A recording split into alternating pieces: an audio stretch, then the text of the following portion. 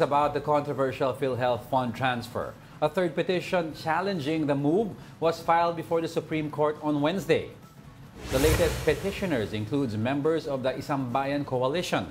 They filed for certiorari and prohibition, along with a temporary restraining order to halt the transfer of some 89.9 billion pesos.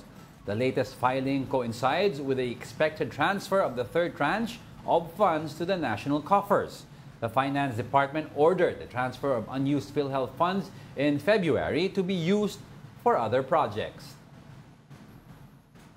This is the second group, no? Unang group na nag-file ng petition to ang tawag doon para pawalang sa TRO, yung pagta-transfer ng PhilHealth ng funds ng PhilHealth back to National Treasury.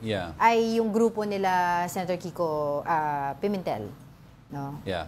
Pero parang, second itong yung kila Justice Carpio. Ang problema dito kasi the budget will be enacted already very soon. Yes. And ang mangyayari sa January pa lang ang hearing nito sa Senate, yung oral, 'di ba? Yung oral hearing yung oral discussions and hearings sa Supreme January Court 14. So parang ang sinasabi ng marami, moot and academic na 'to kasi yung budget papasok na sa January. Pero ang sinasabi ni former Justice Jan, kapag let's say for example, napatunayan na mali talaga kasi ba yung legal challenge dyan sinasabi ng finance, legal tong ginagawa namin. Sinasabi ng mga grupo na against it, illegal yan. So ang legal challenge dyan, kapag ka na, kunyari, pumanig dito sa mga kumukontra, no, nag-file ng TRO ang Supreme Court, ang sinasabi ni Justice Carpio, ang magbabayad niyan ay yung nag-facilitate ng transfer, which is si Finance Secretary Ralph Recto.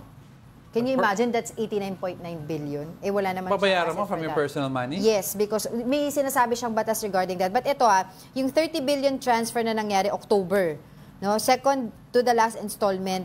Tapos yung nag-remit ng PhilHealth ng 20 billion last May and 10 million back to the Treasury nung August. Tapos itong September is set to yung final tranche is set to transfer ng November yung 29.9 amounting to overall 89.9 billion, which is yun nga yung 'di ba kinokontra ng mga tao because hindi daw tama yung ginawa na pag-transfer na yun, 'di ba? Anyway, I'd like to read up more on that kasi parang hindi ko maano rin yung bakit ibabalik from your personal fund.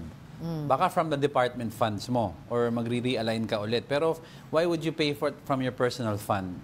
Kasi ginamit rin naman ng gobyerno yung pera na transfer mo I mean, ginastos din ng gobyerno. So, technically, hindi mo naman ninakaw yung pera. It's just that yung procedure of how you transfer the finances or the funds, mali, di ba? But sige, we'll look into that more.